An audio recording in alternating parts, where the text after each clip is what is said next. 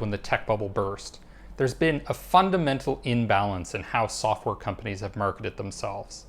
And that's been a heavy bias towards one type of marketing: short-term sales activation, demand generation, performance marketing, and a heavy bias against things like big brand marketing. But that imbalance is about to change dramatically for the most successful SaaS companies.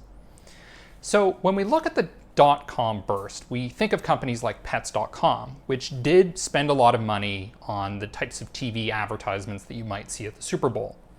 And the lesson that a lot of software marketers learned from that, and a lot of tech CEOs, was, whoa, let's not spend a lot of money, waste a lot of money on mass advertising.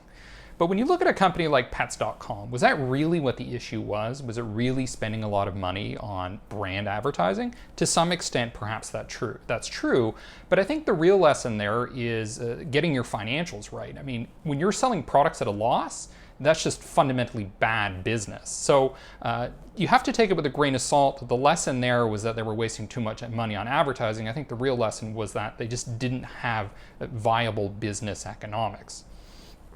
So the reality that we're facing now in the SaaS industry is that it's much more competitive than it used to be. And the standards are getting much higher, and that's driving up the competition.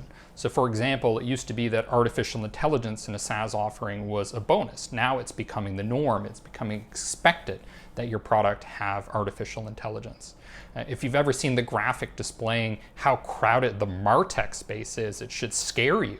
It should make you realize that it's becoming very, very difficult to stand out. Now, if we look at industries where standing out is the key to success, things like entertainment, and you could say that the entertainment industry is the single most competitive industry there is. The reason is that everything, absolutely everything, is your competition. So if you're selling something like a movie, you're competing against video games, you're competing against somebody playing with their dog, you're competing against somebody going on a date. Everything is your competition. And what does the entertainment industry do to stand out in a super competitive environment? They do brand advertising. They do big launches. They do the kind of marketing that you traditionally think of when you think of advertising. It's not these small, gimmicky little direct response short-term types of things where you just kind of launch and iterate and you tweak along the way. And I have nothing against that type of marketing. I think it's very important. I love doing it. I love doing growth hacking for startups. I think when you're a small business, this is probably the best approach, at least where you should be spending perhaps 75% of your marketing budget.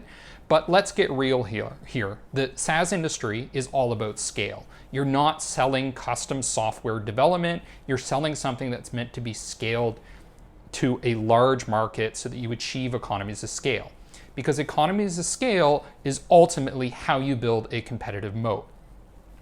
And the way that you're going to stand out in a super competitive industry so that you can achieve that moat is through brand marketing. So I think this is the fundamental shift that we're going to see in the SaaS industry.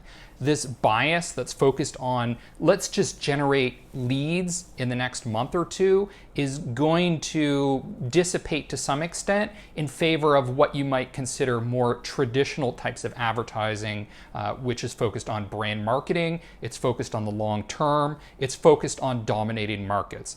Because in the SaaS industry, what I say is you either go big or you go back to selling services.